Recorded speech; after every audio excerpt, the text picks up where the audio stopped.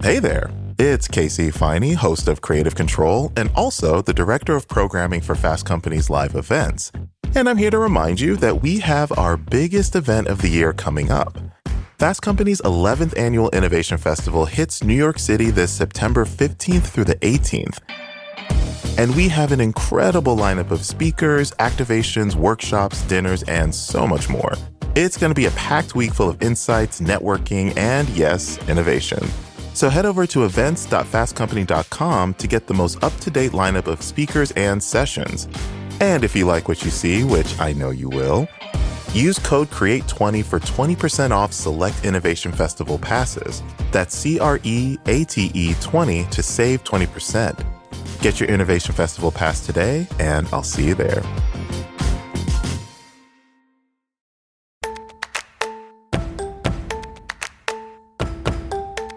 I'm Yasmin Gagne. I'm Josh Christensen. And this is Most Innovative Companies. On today's episode, contributing writer Chris Stokel Walker. Okay, so this is exactly why I think that the messaging service on Spotify is the worst thing that has ever been invented. Senior staff writer Liz Segran. Everybody is a little bit annoyed at Target that it is not trying to bring in some really radical new plans for a turnaround. And as always, keeping tabs. That's a theory that big increases in late-night pizza deliveries to the Pentagon area from or to Pentagon area shops signals that officials are working overtime on urgent, high-stakes developments. But first, here's the download, the news you need to know this week in the world of business and innovation. Alphabet will get to keep Google Chrome after all. The federal judge overseeing the historic antitrust case issued his remedies on Tuesday, which included a provision prohibiting the company from entering into exclusive contracts with third-party devices. This basically means if a device like an Apple phone wants to carry Google Chrome, they don't have to only exclusively carry Google products. They can have a whole contract with Bing if they wanted. But not having to divest from Chrome or Android as well was a major win for Alphabet, and Wall Street took note. Alphabet shares rose nearly 9% following the announcement of the ruling, with Apple shares surging 4% as well. Food giant Kraft Heinz announced its split on Tuesday in response to slow growth in the grocery sector. The company, which merged a decade ago, will spin off its well-known brands into a single entity. Products with faster-growing sales like Kraft Mac and Cheese, Philadelphia Cream Cheese, and Heinz Ketchup, I would argue those are just better, more delicious products, along with other sauces and condiments, will comprise the other company. Investors, however, remain skeptical of the move's potential to foster growth. Kraft Heinz stock was down more than 6% Tuesday after the announcement. I'm not a big Kraft Heinz products person. Like, they own probably a lot of stuff that I do get, but like... I've said it on this podcast before, I'm a Heinz ketchup loyalist. All the indie ketchups, go away. I like Sir Kensington ketchup. No, see, this is what I mean. I'm not a big ketchup person in general, but if I'm going to do a ketchup, it's like a Sir Kensington. So wrong. Anyway. I'm so sorry. Anyways, moving on. A path to unionization is now possible for California Uber and Lyft drivers. Last Friday, Governor Gavin Newsom and California state legislators signaled support for two bills that would allow for collective bargaining, increased pay, job protections, and other benefits for the app-based drivers. We actually have a really good conversation from about a year ago with David Risher. About some of this, yeah. About some of this. It was just after the Minnesota law was being debated, I believe. But California was a part of this. A really good conversation with the CEO of Lyft. I think he's really thoughtful about this, even if, like, we tend to, we're a fast company. We tend to fall on the side of we want those labor workers organizing. to, yeah. But yeah, I thought he was very thoughtful about it. It's a good conversation. We'll link to it in the show notes. Next up, Alibaba, China's biggest cloud computing company, announced the development of a new chip made by a Chinese company.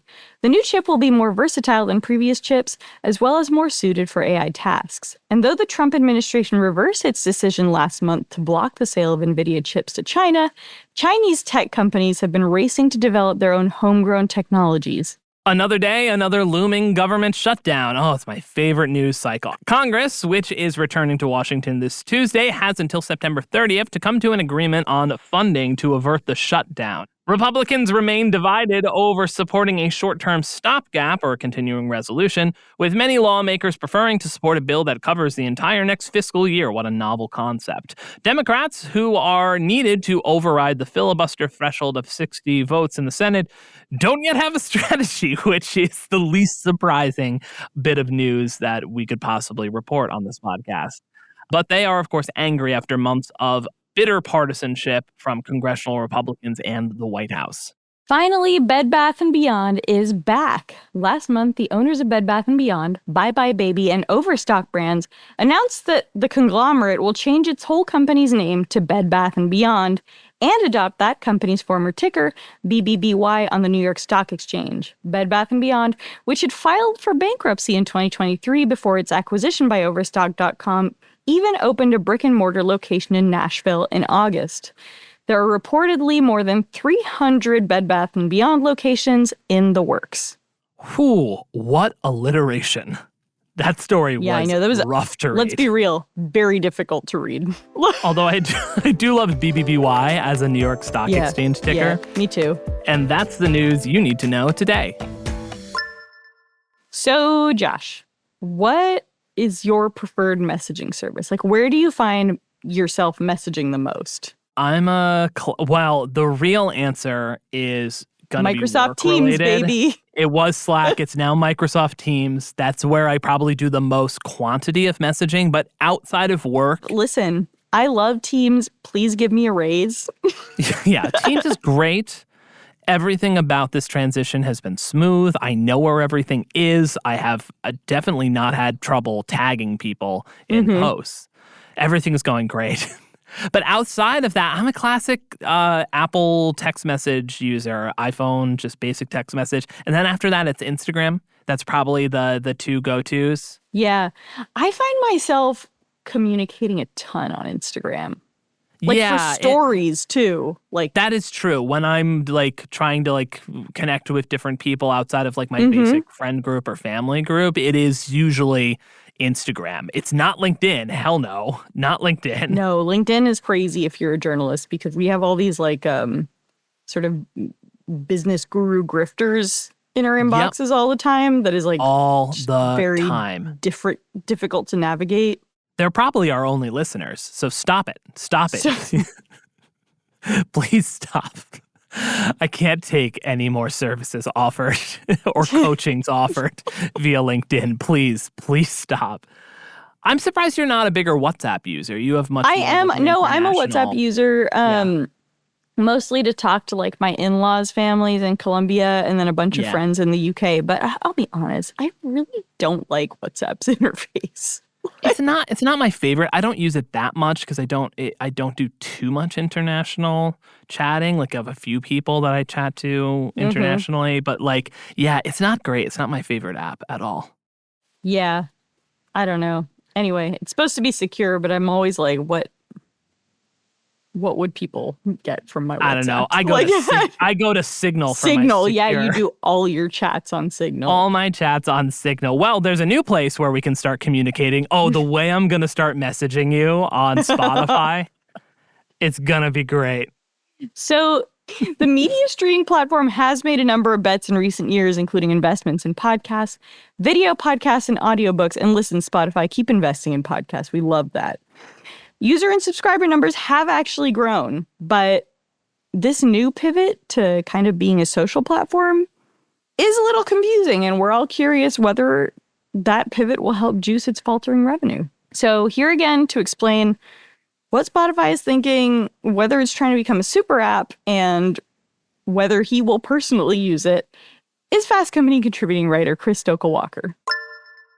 Hey, Chris, welcome to the show. Thanks for having me. So before we talk about Spotify's in-app messenger, what is both of your relationships to Spotify? Do you use it a lot? Are you not a Spotify? Oh God, as a podcast executive producer here, This is a very fraught question. We're gonna get deplatformed if I go too hard. If you're an Apple Music guy, like my husband. No, I'm not an Apple Music guy. I'm either a YouTube Music guy or a Spotify Music guy when I do music. I still am on Apple Podcasts for podcasts, but Yeah. So I am, full disclosure, not a Spotify user, but can understand the frustrations that this is bringing. So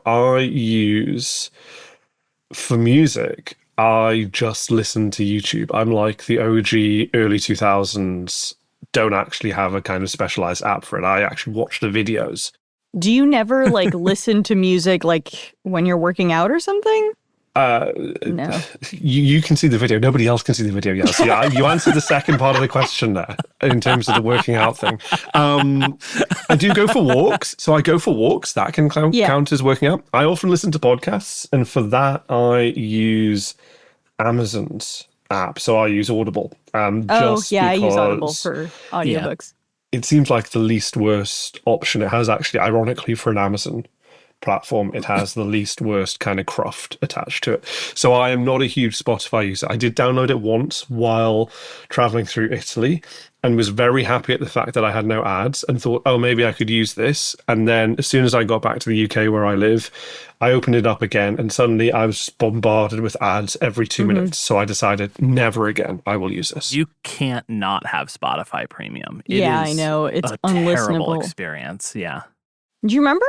This was 10 years ago, but if you didn't have Spotify Premium and you clicked play music, it would just play any song on a playlist. You couldn't.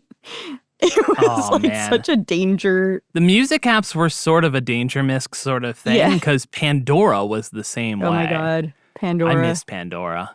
I think they're still around, but I miss Pandora. Nobody uses it. I never listened to YouTube music aside from in college. This was popular and I still listen to it when I write, the lo-fi beats to study to mix. Yeah. That's a classic. It's always a good channel. Anyway, YouTube music works really well on a TV. If you put it up on the TV that's experience, insane. I would never do that. I don't have I have speakers attached to my TV, but I don't have my TV is my stereo. And then there's obviously my phone. You don't do that. What do you do if people are coming over and you want to put some music on in the background? I have a Bluetooth speaker. That is good. God, I feel like all of these answers are going to annoy at least 50% of the listeners. Yeah. Oh, yeah, that's true. Everyone's just going to be I'm going back to The Verge for my consumer electronics talk. I want to talk about party speakers with Nilay Patel. We're going to get some comments that are this is bullshit, Apple Music forever. And I'm going to be I will be referring your IP address to the police, but... Our audience is the cross-section of people who don't listen to music and the people who liked that the U2 album was loaded onto that iPod. Yeah, that's so real, actually. That's such a good description. You bunch of freaks. Yeah. Anyways, leave us a 5-star review. Yeah. All right, let's actually talk about the news. Yeah. So, Chris, tell us about Spotify's sort of in-app messenger rollout. What's the reasoning behind this feature? They believe that there is demand for it. So ironically, they actually did have a messaging service way back when. They got rid of it in 2017. I remember this because when I was in college, I used to flirt with people that way. There you go. This tells us an awful lot. Yeah, right. And now we've lost all of the audience. Thanks so much. You'd be hey, listen to this song. Or somebody would send you a song that was horrible and you'd be this is amazing. Okay, so this is exactly why I think that the messaging service on Spotify is the worst thing that has ever been invented, because precisely of that reason of people foisting their opinions on you and thinking that you should listen to music. But anyway, so 2017, they got rid of this. They decided to bring it back, I guess, because they had seen an awful lot of people starting to share links to streams through other apps. And also, when I contacted Spotify's press office, they did the thing that we have talked about on previous episodes of this podcast, where they declined to talk on the record, yet were very willing to explain ad infinitum, all of the boring stuff. Yeah, it's very, very annoying. They explained that there was a reason why this was brought back and said to me that there was a request for a new feature to bring this back that had been on Spotify's website, which I didn't know existed. They have a thing where you can... Who is going to that page? Well, this is Tess Henkel. I understand, in February 2017, posted, and I quote here, "The inbox messaging feature did not get a real shot at being a feature because Spotify took away notifications for new messages. Give inbox/messaging some development so users continue to privately share songs." So Tess Henkel is incredibly happy right now because 8 years on from her requesting that, 8 years and 6 months, and 2,000 other upvotes later, because apparently you can upvote options for new features on Spotify's website. So this is a whole new world to me that is being implemented. I would suggest that actually, in the grand scheme of things, when you think about Spotify's user base, 2,000 people voting on this over the course of 8 years is not that much. Yeah, right. And so I feel like, and the fact that like Spotify's PR dug this out as a kind of indication for why they're doing this, of Tess Henkel said in February 2017 that she really wanted this feature. And 8 years on, we feel like we must meet her demand, is a vindication perhaps of why I think this is a complete waste of time. And the world is famously a very similar place as it was in 2017. So much. Yeah, we use everything the same. Yaz is still flirting with people on Spotify. And me and my husband send each other Spotify links all the time to no one else. There you go. But, then. So this would you just be your husband being like, "Hey, have you listened to this new Jabez?" Yeah. New but Jabes. How does he pronounce it? New Jabes? New Jabbies? Yeah, anyway. But he pronounces it New Jabes. Oh, yeah. He never gets it right. But the other thing is, I think we both send each other songs. Neither of us listen to them. And then we both pretend we did. It'll be like, "Hey, did you listen to whatever I sent you?" And be like, "Yeah, totally. No, it was really good." This is exactly the conversation around music that I think a lot of people have. So this is perfect. This is exactly how you're meant to be using this feature on Spotify.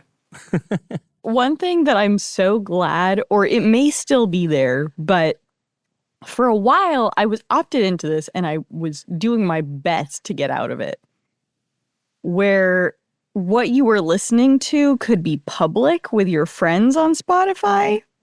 And that was a nightmare because if you listen to something embarrassing, people could, like, I remember during early pandemic, my friend texted me and was like, "Late Coldplay?" I was like, and I, or if you want to listen to, this is so bad, but like a canceled artist, you have to go on private mode to do so. So I guess there have been social features on Spotify. You had something in your article where you basically said adding DMs to Spotify is sort of like adding AI auto suggestions for LinkedIn. Like, it doesn't really, I don't know if it improves the experience. No, I think that it invites people to engage in and amplify the worst habits of the worst types of music people, which is, I am going to tell you how great my music tastes are. Yep. And I'm going to inform you about that annoyingly. And now you're going to get push notifications on your home screen about this, which to me is just like, I left that behind when I left high school. There's a lot of ways people chat in other apps. In the article you talked about WhatsApp, Slack, Teams, Instagram DMs, and, we just transitioned between Slack and Teams, and it was kind of a nightmare for 2 weeks because people were messaging on both apps. And I guess I'm curious, like, do you think this chat is kind of a redundant feature, or having these kind of fragmented chats, like, what does that do to a user? I think it will drive them insane. And I think I see the reason why maybe Spotify is doing this, because every other app is trying to kind of cobble together all of the other features from their competitor apps to create the one great super app. But the problem that I have is that what Spotify says, which is that they are trying to meet user demand and they believe that they will increase user engagement by doing this, is actually going to backfire. Because to me, at least, if you're one of those annoying people who is already having those conversations about music on WhatsApp or iMessage or whatever, why would you then try and push someone into Spotify as well? At very best, what it's going to do is just duplicate the conversation. But at worst, I suppose, it kind of splits it. And to me, like, I don't know whether I'm the unusual one here, but I use maybe 2, max 3 apps to try and keep in touch with people mostly. I have WhatsApp because I'm based in Europe. I will use occasionally some SMS stuff. I will interact with people on like 1 or 2 social media max, but really only 1. If you're a gamer, you probably use Discord. If you kind of are someone who loves Instagram, then you're probably just stuck on Instagram DMs or Slack or Teams or whatever it is. But like, you don't have enough mental space to incorporate sort of Spotify's random, here's a new album that I think you should listen to. I don't think, at least.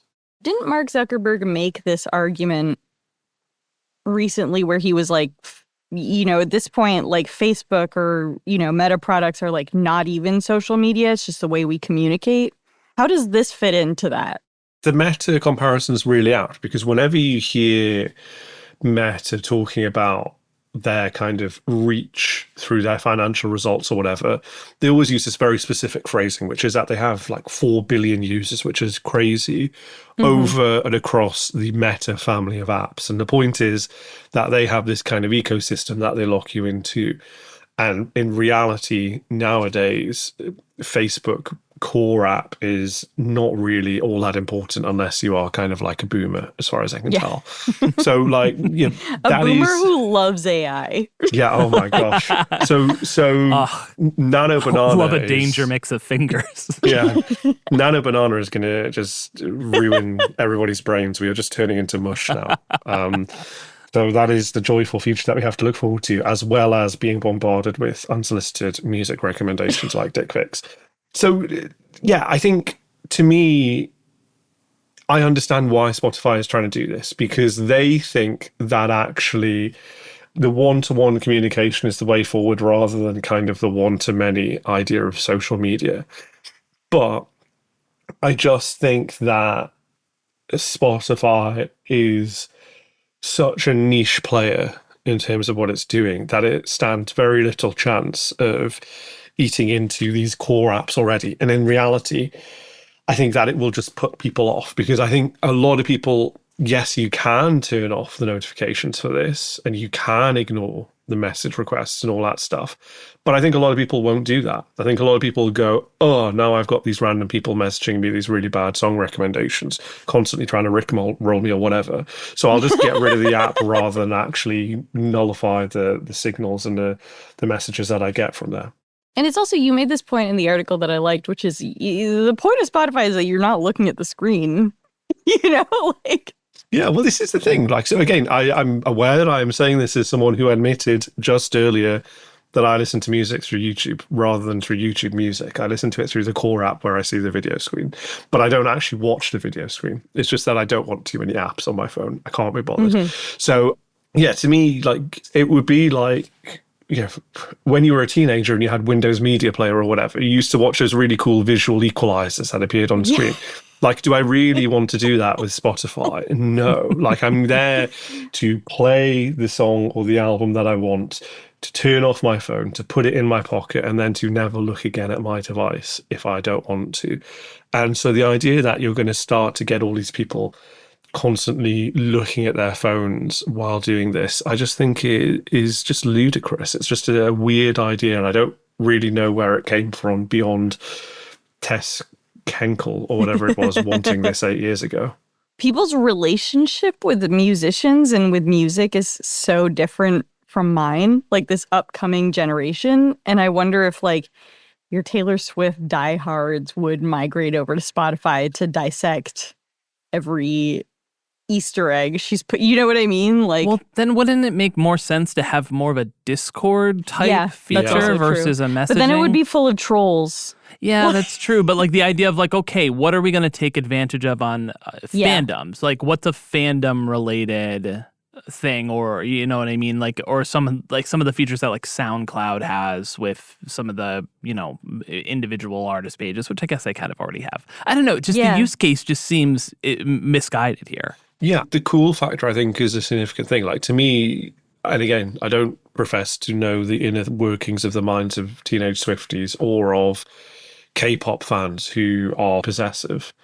of the media coverage around their idols, which fair enough, like you have a parasocial relationship and you believe you have a stake in that person.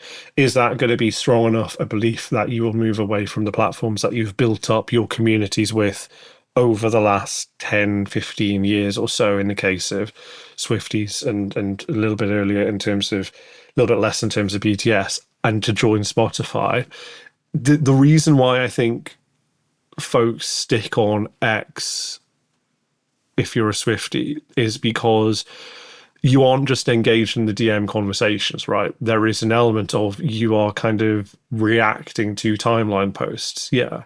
You referred to something, or you called something feature bloat in the article. What does that mean? And what are the risks of that kind of thing for a brand like Spotify?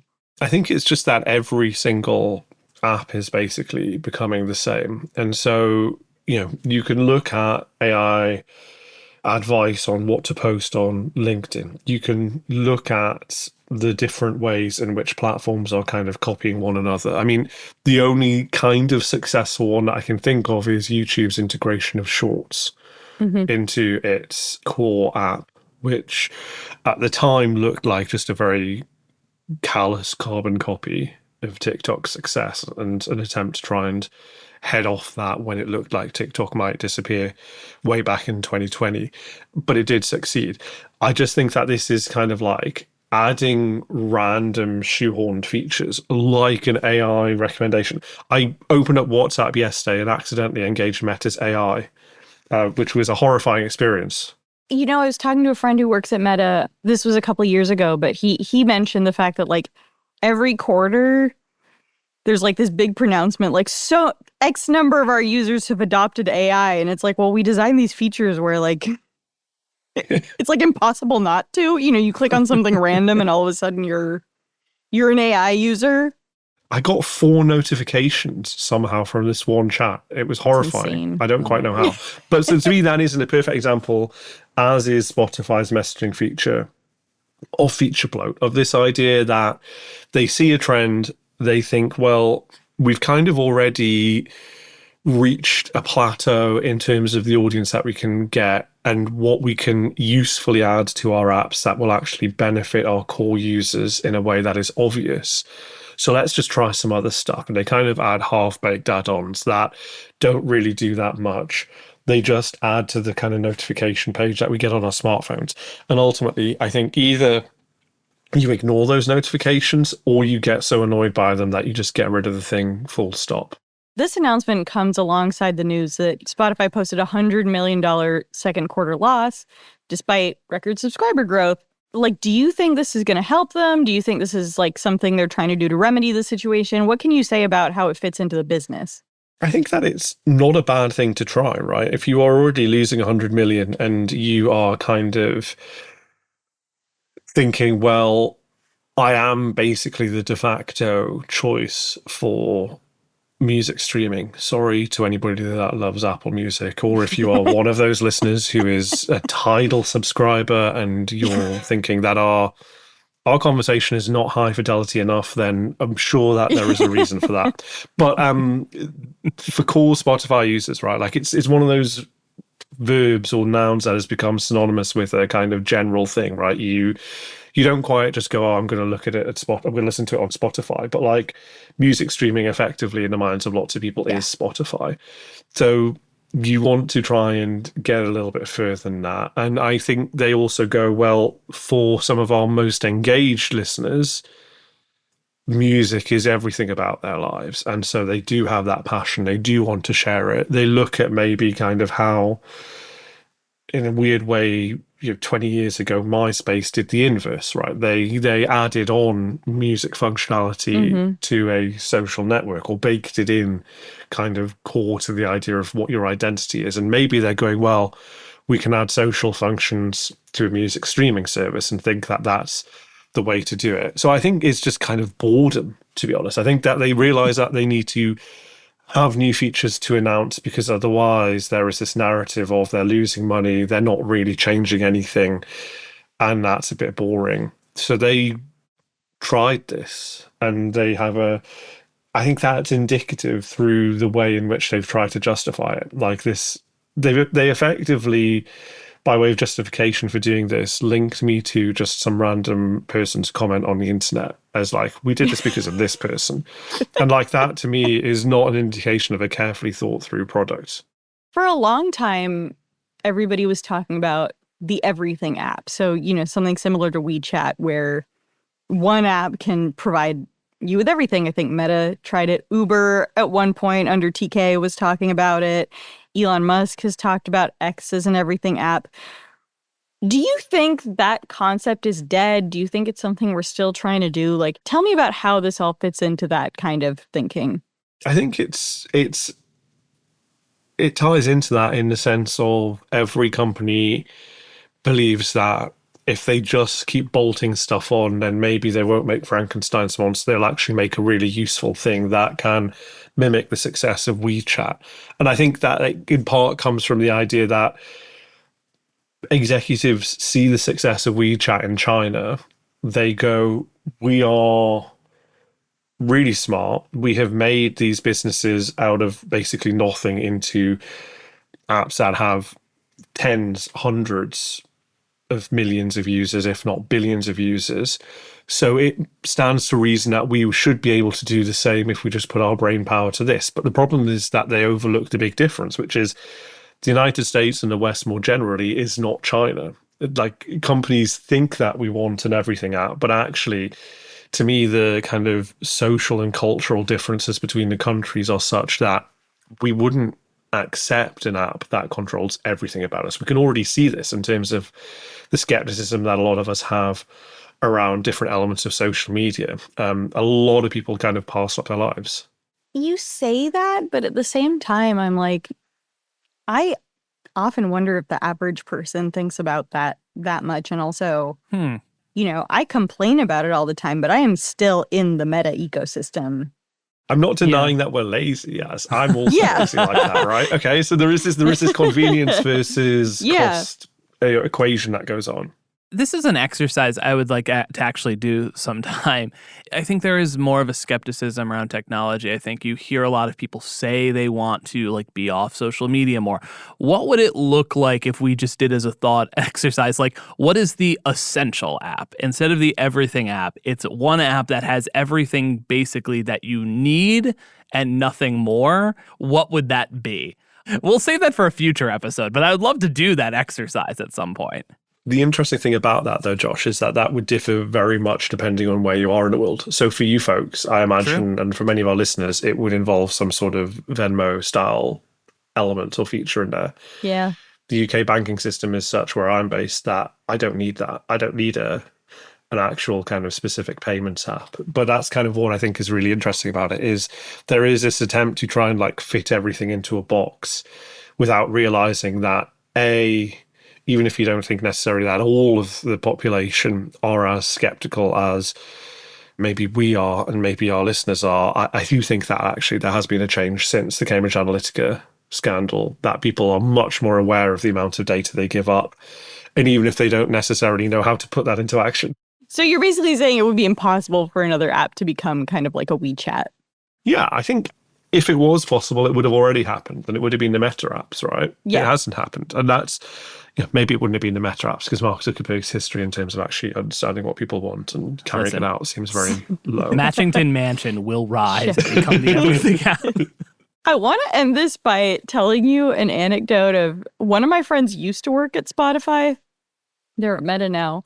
And the Spotify offices are very close to ours in New York. Yeah. And once in a while he would message me because they get people performing in their office. And I would try and hoof it over. So one time he was like, dude, Yo-Yo Ma is here. And I was like, I should probably go see Yo-Yo Ma, but I didn't make it in time. But the funniest one I heard about was Panic at the Disco was in their office to sing High Hopes.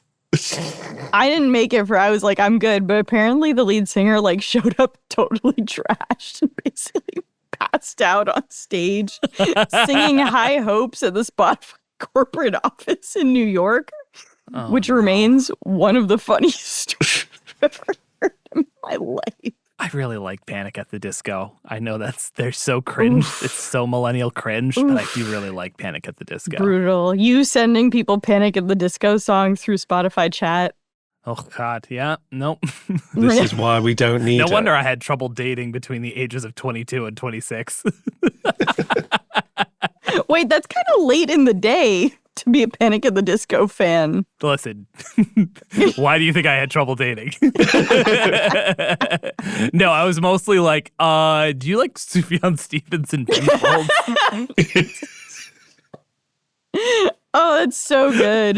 You can't send a girl you just started dating a Sufjan Stevens song. It's a real minefield.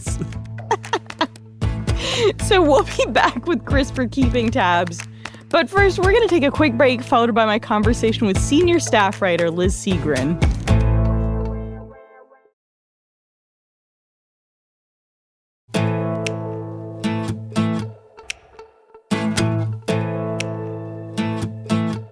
Last month, senior staff writer Liz Segran came on the podcast to talk about Target's no good, very bad year. But this week, we had her back on the show to talk about what led the company's CEO, Brian Cornell, to step down and how incoming new CEO, Michael Fiddelke, might reshape the company and make the street happy again.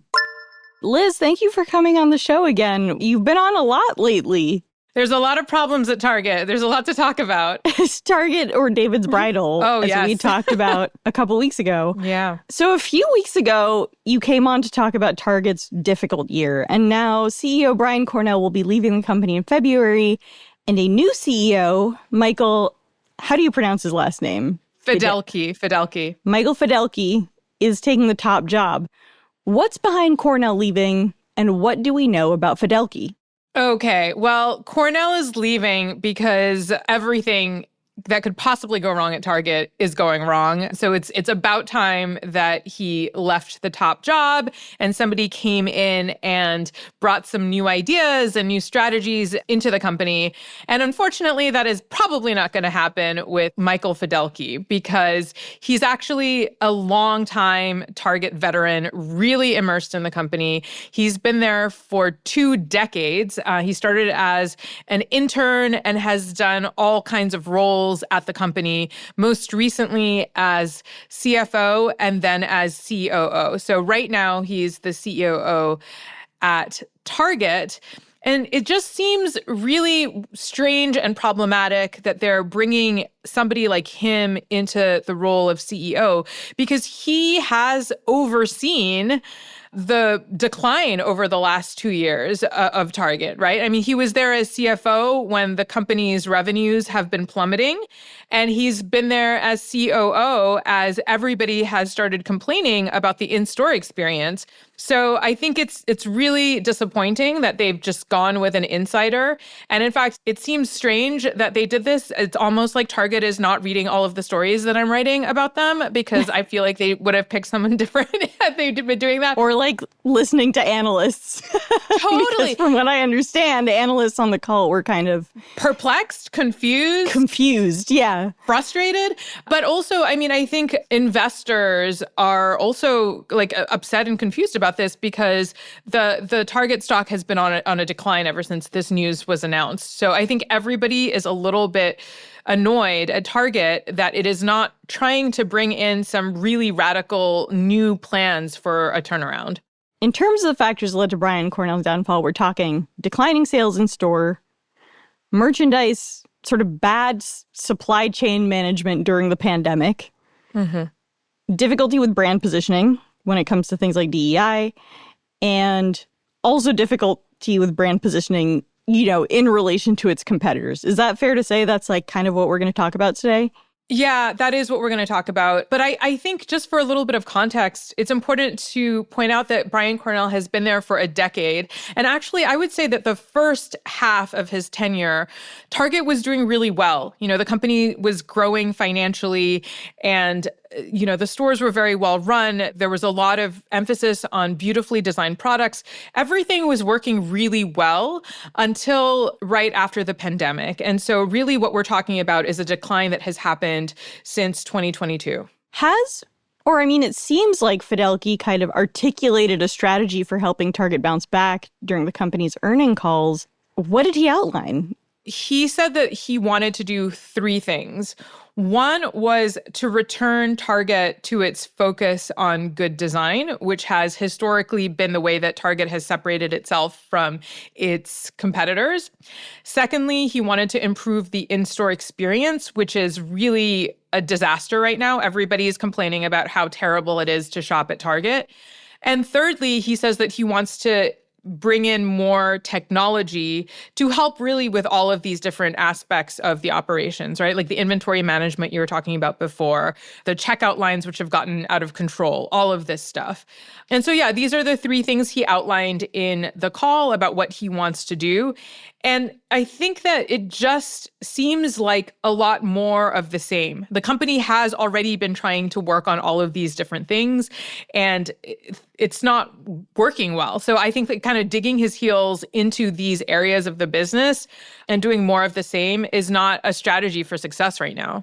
So I want to come back to the first point you made, which is Target's focus on design. Tell me about that. Tell me where things stand now and maybe what Fiddelke kind of is talking about when he talks about Target differentiating itself that way. Yeah, I mean, I think it's been a really clever move on the American retail market, right? For Target to focus on design. It's been doing this for over 2 decades now. I think we're all familiar with the Target collaborations with high-end designers like Alexander McQueen and Rodarte. We've all gone to Target and seen one of these, right? And so, but actually, I think that was just kind of the tip of the iceberg. Every aspect of the Target experience was really better designed than going to Walmart or going to Costco. Walmart and Costco are really focused on price, and they give you this kind of warehouse-like experience when you go shopping there. Target was really trying to do something different. It wasn't competing on price. It was competing on providing you with this really fun, well-designed shopping experience, from the Starbuckses that were at the front of the store so you could go get a coffee, to walking through the store. The products were beautifully designed. And then there were these collaborations with these high-end designers that sort of gave this halo of, wow, this is a place where I'm actually getting really good value because I'm getting beautiful quality products and they're at good prices. One more piece of this is that part of the way that Target achieved this focus on design was investing very heavily in its private label brands. So when you go to Target, you're going to see all of these brands that are developed in-house. So, you know, there's all kinds of Cat and Jack for kids, all of these different like sort of home brands, Good and Gather. Mm-hmm. These are products that the company has invested a lot of time designing, and they make up a $31 billion portfolio for Target. And so it's a really clever strategy on their end because private label brands actually have very high margins, right? Because they're making all of the product using their own supply chains. And so all of this has contributed to Target's wonderful in-store experience, its product selection. And over the last couple of years, as everything has sort of fallen apart at the company, from the in-store experience to kind of this lack of focus on these beautiful sort of in-house brands, I think people have begun to feel like, you know, they're not really getting the Target experience, as they like to call it, right? And then also, competitors like Walmart have realized that private label brands are a really wonderful thing to invest in, basically, you know, trying to copy what Target has done. And so now Walmart has its own array of really well-designed in-house products. And so it's becoming harder and harder to see how Target stands out in this landscape. You know, those private label brands are obviously heavily discounted. And, you know, I think often they imitate products that, you know, sell for multiples of what they sell for at Target.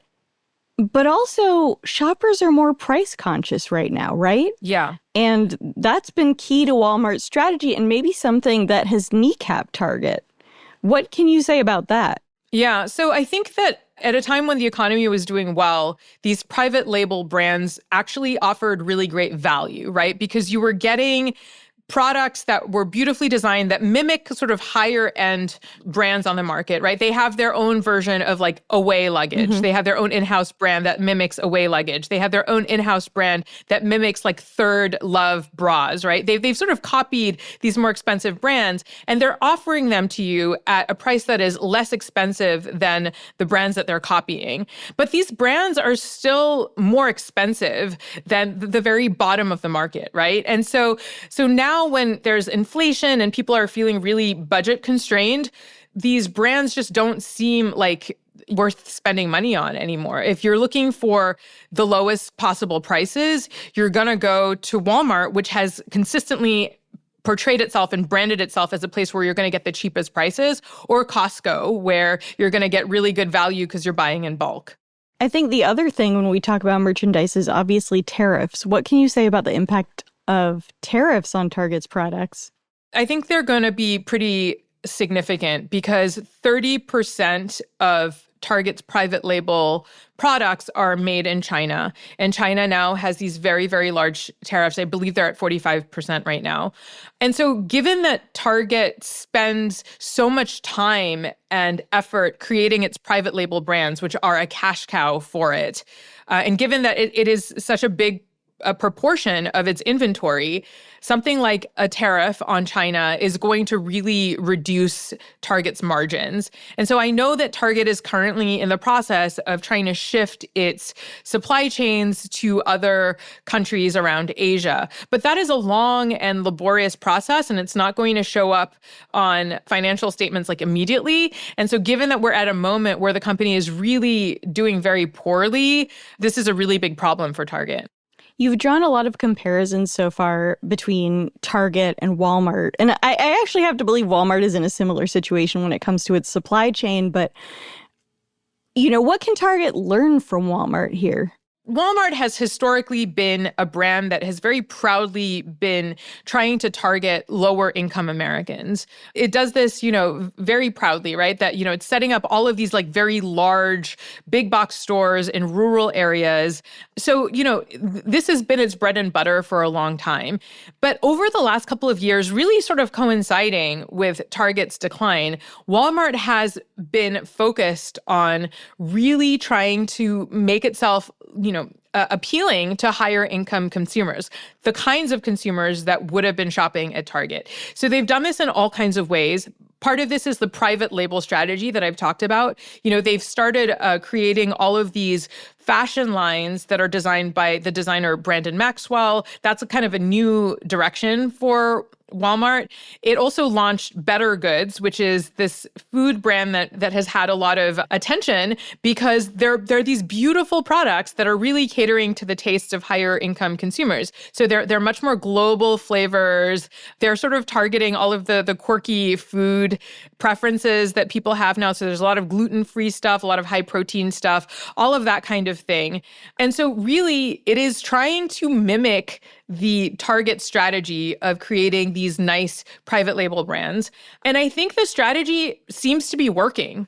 On Walmart's recent earnings calls, they've talked about how the biggest growth that they've had in new customers are coming from families that are making over $100,000 and over $200,000. So consumers in those categories seem to be fleeing from Target and now shopping from Walmart. And the other interesting thing is that, Walmart, as I just said, their in-store experience hasn't ever really been as chic as Target's, right? But Walmart has invested really heavily in its online business. So consumers who might not feel that comfortable going to a Walmart store because it doesn't sort of like give them the vibe that they're looking for, they can just order all of their products online, right? And still get everything that they need from Walmart.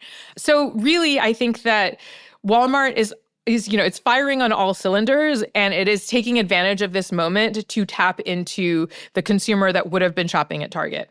I also think, an important point you make in the piece, because I think it's can be a little confusing for listeners to hear Target isn't working, Walmart is working by adopting Target strategies. But the point that I really took away was that shoppers might come to Walmart for lower priced items, and that includes high income shoppers because I think everybody is price sensitive at the moment, but then leave with more expensive purchases when they see what's available and the innovations Walmart is doing.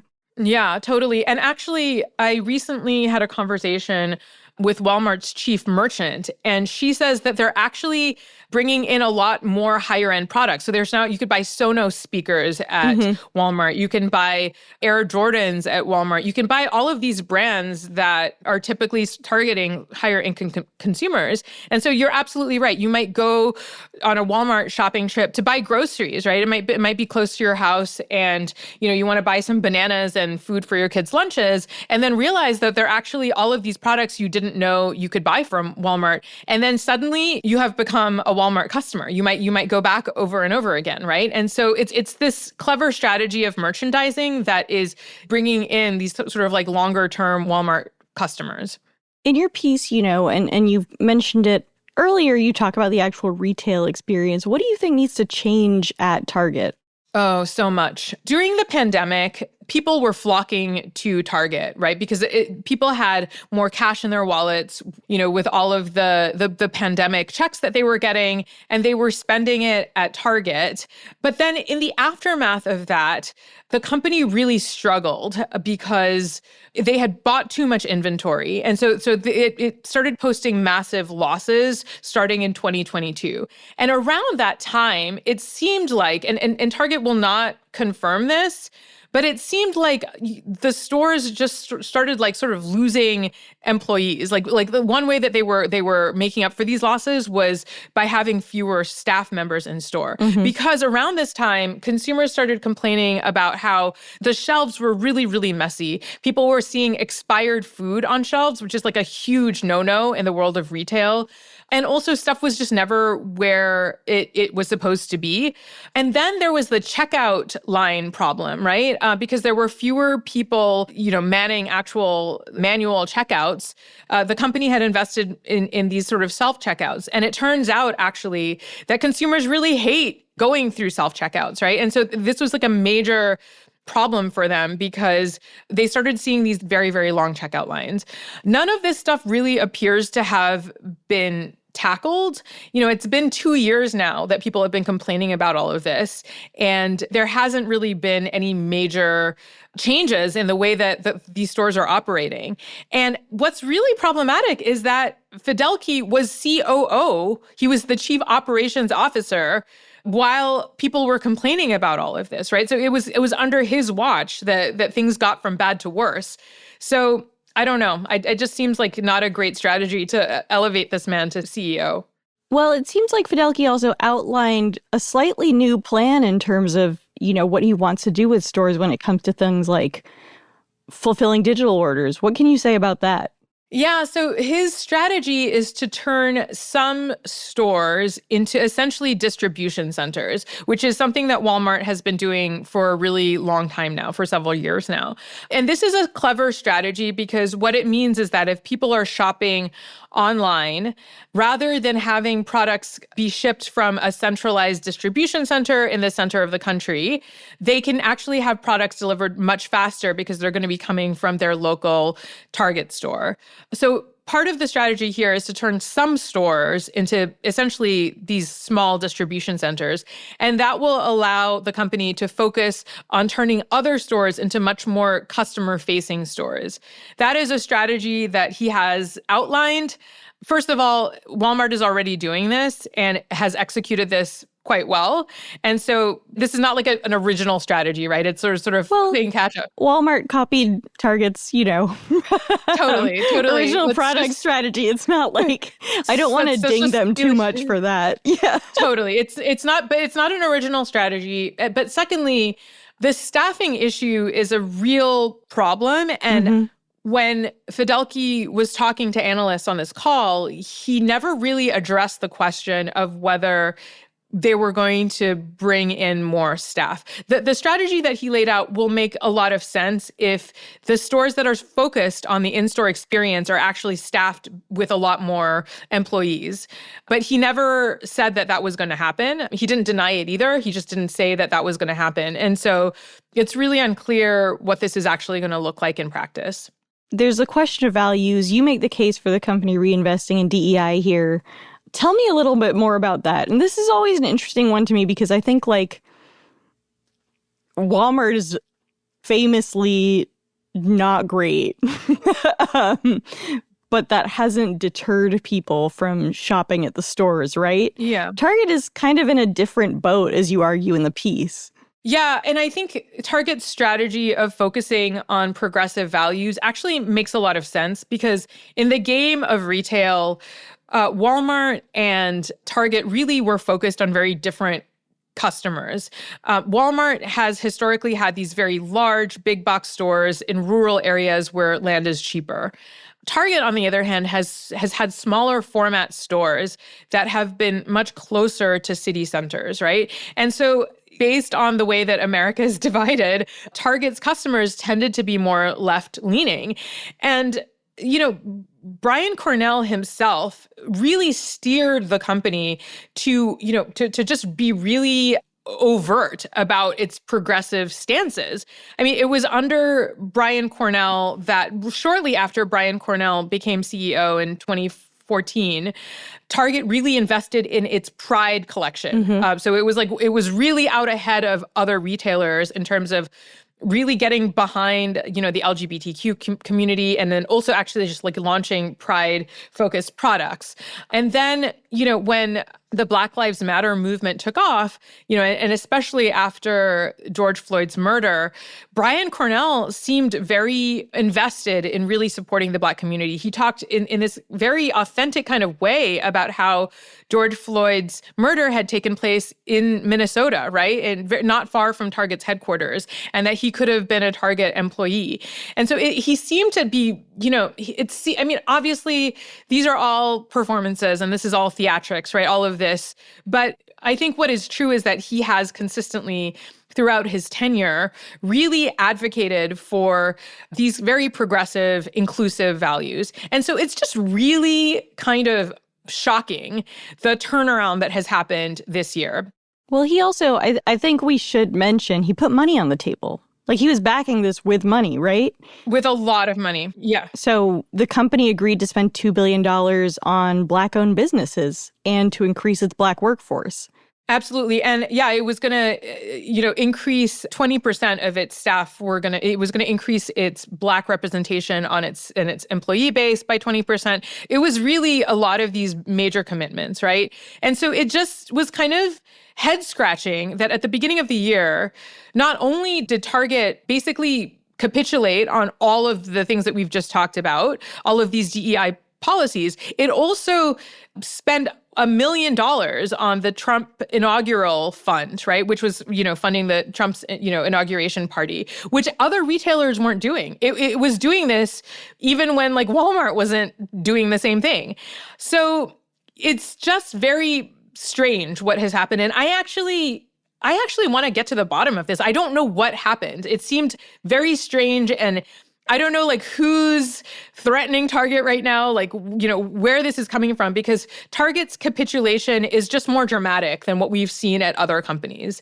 So something very strange happened. And of course, you know, many consumers felt really let down by Target. You know, I personally was a little bit confused and conflicted about this because I felt like by boycotting Target personally, like just as a consumer, I was kind of punishing Target for trying at all, right? Like, you know, Target really was very, very progressive and was doing all of these things. And then it sort of reversed itself. And to me, it felt like by boycotting the company, was I disincentivizing other retailers, other companies from trying at all.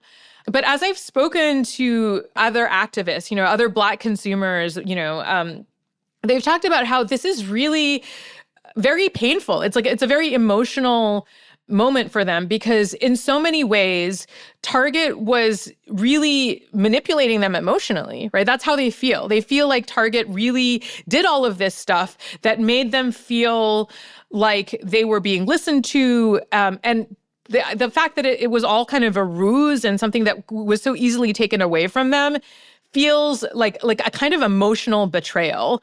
And so Target is now, in addition to all of the operational issues that it's dealing with, it has just a lot of Black consumers very angry and just a lot of progressive consumers very angry. And I think it's also very strange that the company just has not said anything at all, right?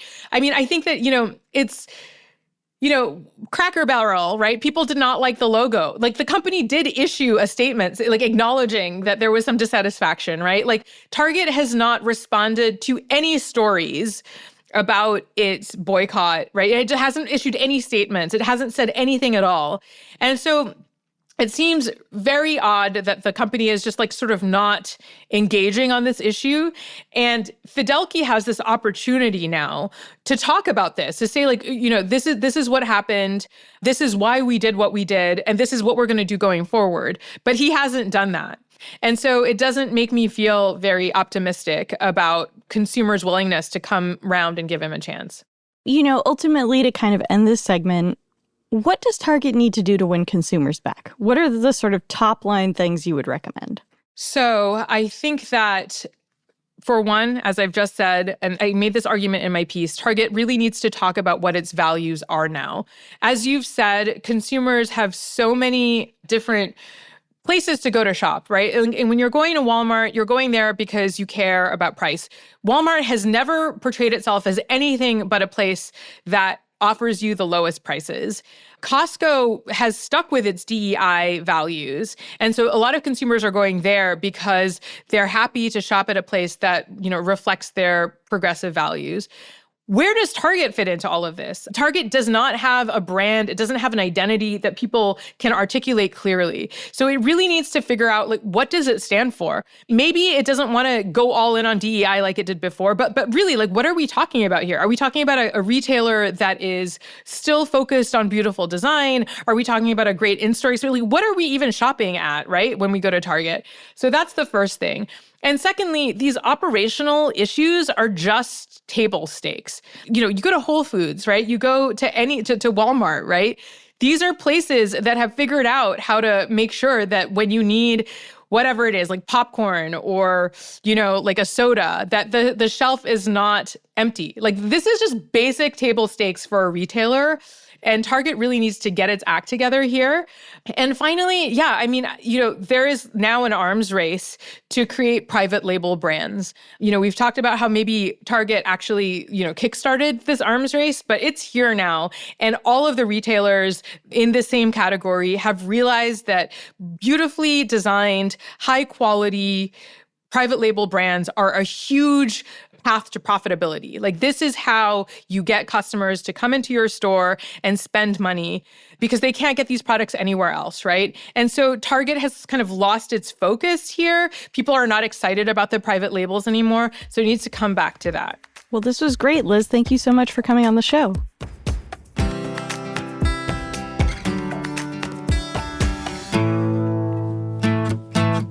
Okay, we are back, and it's time to wrap up the show with Keeping Tabs. This is where each of us shares a story, trend, or piece of pop culture we're following right now. And Chris, since you're a guest, what are you keeping tabs on?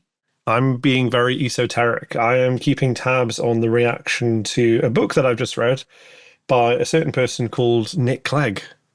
Oh my God, did you read it? I'm like, I was trying to get him on the show, to be honest, because I'm like...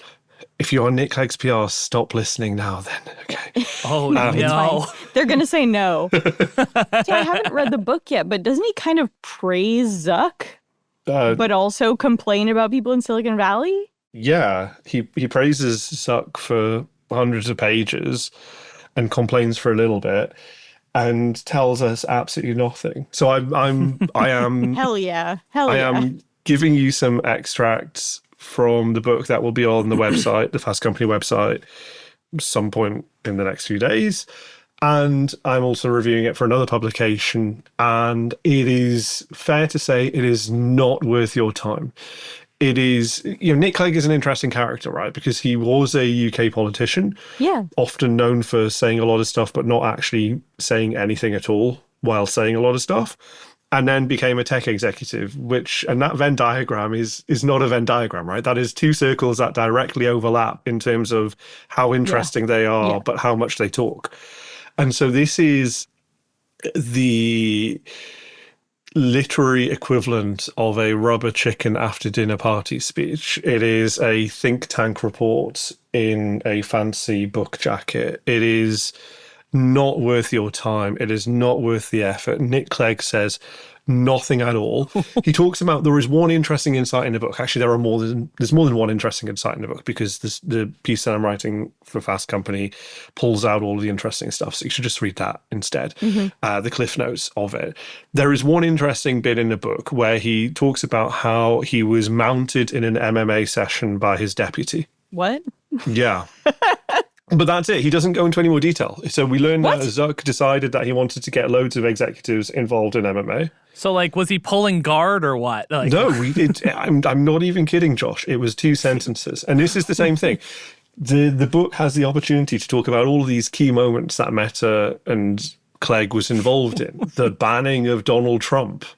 The story of the banning of Donald Trump is we banned Donald Trump, then we decided to unban him, then he came back. That is, I wasn't kidding when I said that this book is incredibly dull and tells you absolutely nothing. This is a complete waste of time. And yet, because it's Nick Clegg and because he is a former Meta executive, you will be reading all about it. Mm-hmm. Well, can't wait for Rishi's book. Just kidding. So what you're saying is don't read this one. Go and read 107 Days by Kamala Harris. Oh. Josh, what are you keeping tabs on? So I read 107 Days. No, I'm kidding. So I was watching linear TV for some reason last night and watching Whose Line Is It Anyways on Roar TV. I don't know. I was waiting for the next episode of Below Deck to come on, and my wife and I flipped through there. And there was maybe the weirdest ad campaign that I've ever seen from Byrna Technologies, which is a self-defense weapons company. They've made like I think pepper spray. They have this thing that's called the Byrna SD launcher that they are advertising, which is just a gun. It's just a gun that shoots non-lethal rounds, for those who don't know. And the ad campaign was basically it was this woman going around in quote-unquote dangerous situations being like, so glad I brought this banana with me. And it's like the banana was standing in for the gun itself. One of them was just like, with all this rioting and looting happening around the country, I don't feel safe leaving my home without a banana. And then it gets to the end and they're like, it's not actually a banana. It's the Byrna SD launcher. If you want to see what it looks like, go to... Oh, that's insane. That's always the best joke when you have to explain the joke at the end, isn't it? And it's basically a gun that shoots like a kinetic round that's supposed to be non-lethal but incapacitates someone for 30 minutes, they say. So I don't actually know how powerful this is. All I know is that there's no permits required. There's no background checks required. And you can right now go to Amazon.com and order one for about $500. What? I don't know. This is crazy to me, but like, I don't know, random people getting this, you get shot in the eye, you get hit. Like, it's somewhere between probably like a BB gun on the better end or a rubber bullet. Like, is that like, well, I don't understand. I don't really know, but I do really like the testimonials on this site that are so crazy. Jesus Christ. Oregon pastor credits Byrna with saving his life. There you go. Great. The only thing that stops a bad guy with a banana is a good guy with a banana. A good guy with a banana. What was your other keeping tabs? The Chorus Creator Incubator. Have you followed this story?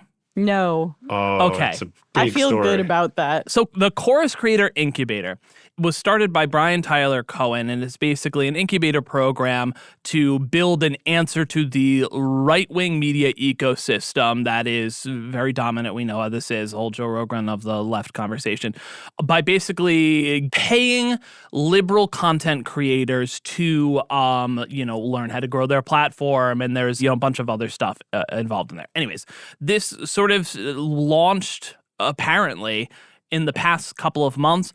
Taylor Lorenz wrote an article for Wired last week, basically reporting on this program. And basically, I think the headline was something, and I'm paraphrasing, was like, This liberal content creator incubator is funded by dark money, and the secretive thing is funded by dark money. And essentially what it was is a breakdown of the contract that about 90 creators had signed to be part of this incubator that was paying them. And within the contract were basically a bunch of stipulations on, like, you can't use the funds to endorse or support a specific candidate that you're being paid for. You can't disclose you're a part of this incubator unless you have express written consent of Chorus. Basically, Chorus would have control or veto power of some sort, and I'm paraphrasing, over content created by these creators at Chorus organized events, which they do like monthly trainings. They do like events where these incubator creators would come, and there'd be like Democratic politicians and stuff. And there would be like, I think daily or near daily, like messaging meetings with these creators. Anyways, this was all laid out. I really thought this story was going to be about a cappella groups, Josh, because of your... No. It was not about a cappella groups at all. It was about liberals on the internet and Taylor Lorenz. The other thing within this story, though, that they laid out is that the fiscal sponsor for this is a dark money group called 1630, which is a progressive, and by dark money, we mean a fund that can fund political, do lobbying, but doesn't have to disclose their donors. They can do it anonymously.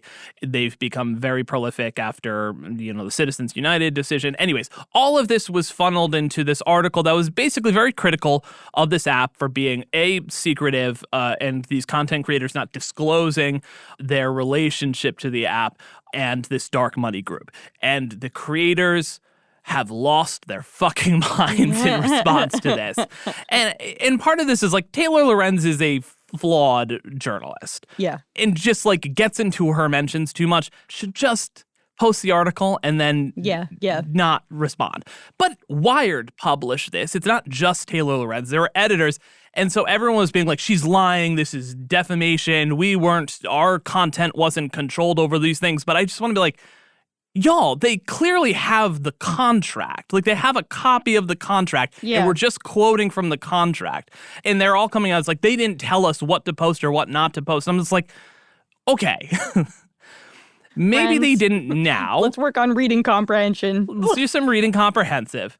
You sign on a contract where they can and could exert some direct control over your content as a content creator. You may just post, like, you got added to this incubator because you're going to post the things that they want you to post anyways over there. And that's not necessarily nefarious. If you want to like build this group that is pushing, Democratic Party line sort of stuff, that's totally fine. But the fact that it's, one, we don't know where the funding comes from directly over there. I think that's a larger issue that's like, okay, whatever, you get the funding from whatever. But the fact that you all didn't disclose this and were contractually not obligated, you can't now get on there like a lot of these content creators did and go, we didn't disclose it because there was nothing to disclose.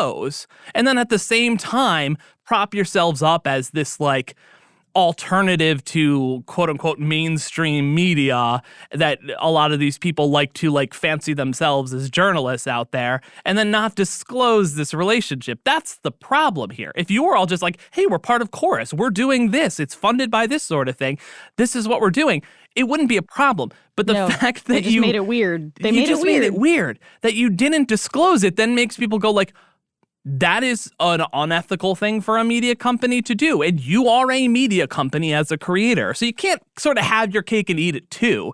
And then get out there and smugly be like, we didn't disclose anything because there was nothing to disclose. Well, then I'm sorry, you're an idiot. Like, it's that simple. The very best thing about this was that in trying to knock down this story, one of the influencers who's involved posted a bunch of TikTok videos where she used the green screen feature and put the contract literally behind her. That's so you could see awesome. how she was being contradicted in what she said by the terms of the contract. Dude, that's totally something I would do if I was a creator. 100%. That's how they would get me. Y'all, like this, like Wired had the contract. They had a Signal group chat of some of the creators discussing the contract, and they had a recording of a Zoom call of one of these messaging meetings with the people. They were very buttoned up. And now you can talk about the semantics of like what it's necessarily implying through like the secretive and dark money. And was it a little editorialized in the article? Maybe, sure, but they have the fucking contract that lays out very simple. And it's just like, you can read it and be like, oh, well, they are using money from this PAC, so they had this language in there about not supporting or opposing specific candidates because they don't want to be in violation of campaign finance law.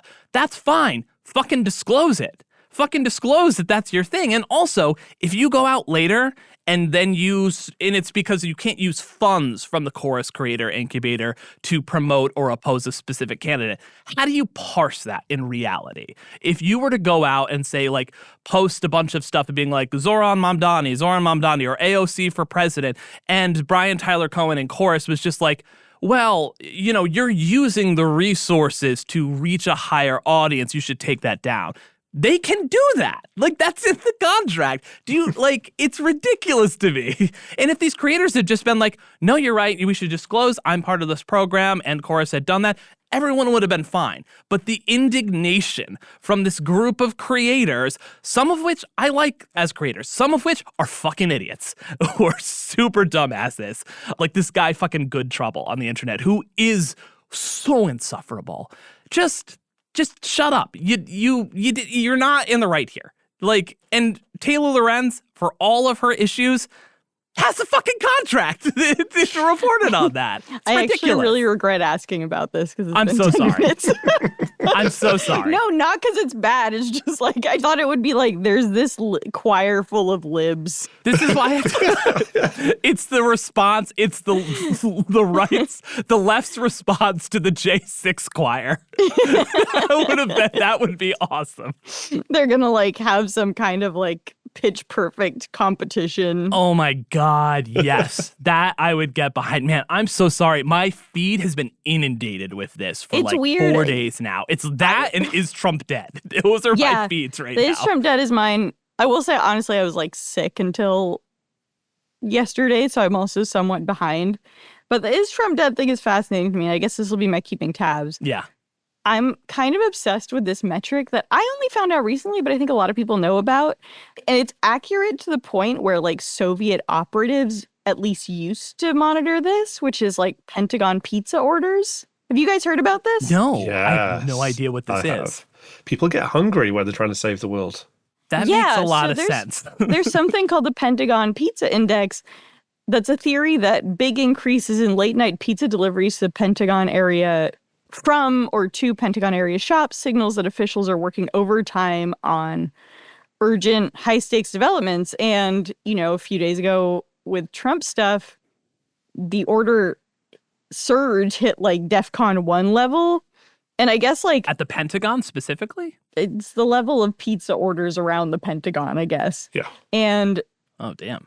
This is borne out in the invasion of Panama, surge in pizza orders, invasion of Grenada. I didn't actually know that was a thing, and now I feel undereducated. Invasion of Kuwait, Operation Desert Storm, key strikes in the Middle East. Apparently, this is actually a real metric. How many almonds were delivered to the White House during the Osama bin Laden raid? But I am really fascinated by this, and I was thinking, what food would get me, how would they know I was operating at DEFCON 1 level? But I'm not really sure. I need to figure it out. Yeah. Yeah, we do need to figure it out. It would probably be something chocolate. It would just be chocolates. CVS orders of that's correct. That's Lindor correct. mint, Lindor truffles. Kit Kat. Yep. Be damn, she's going through it. Well, we're recording this on Tuesday morning. Apparently, there is an announcement from we should say the conspiracy theories around Trump being dead or having a stroke or something like that are firmly unsubstantiated.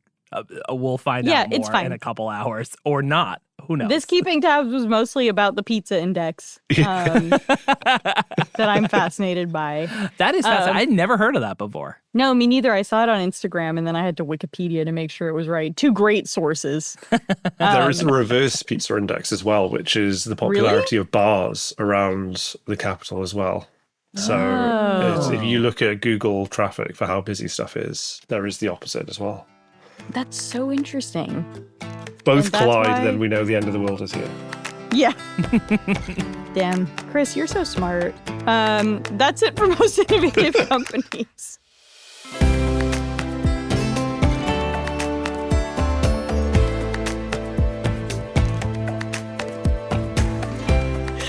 Our show is produced by Avery Miles and Blake Odom with help from Sam Gebauer and Hawa Atori.